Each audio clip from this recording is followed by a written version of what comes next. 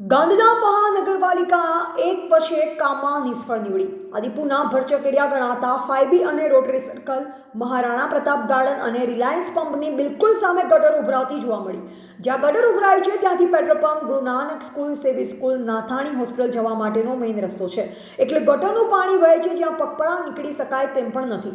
આ ગટરનું પાણી ઉભરી વરસાદના નાળામાં જાય છે અને નાળાની બાજુમાં બિલકુલ મહારાણા પ્રતાપ ગાર્ડન આવેલ છે જ્યાં સાંજના ટાઈમે બાળકો રમવા આવે છે.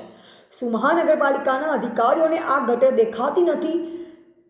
શું ભયંકર રોગચાળો ફાટશે તેના પછી જ મહાનગરપાલિકાના આરોગ્ય તંત્ર જાગશે? જ્યાં ગટર ઉભરાય છે તેના 500 મીટર દૂર 2 સ્કૂલ અને હોસ્પિટલ અને ગાર્ડન આવેલ છે.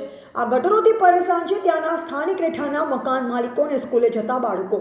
સ્થાનિક રહેવાસીઓથી જાણવા મળ્યું કે રજૂઆત કેટલી વાર કરેલ પણ મહાનગરપાલિકાનું તંત્ર કોઈ ધ્યાન આપતું નથી. એમને તો એમના પગારથી જ મતલબ છે, કામથી નહીં, એવું જાણવા મળ્યું છે. Reporter DK Solanki, Gandhidham.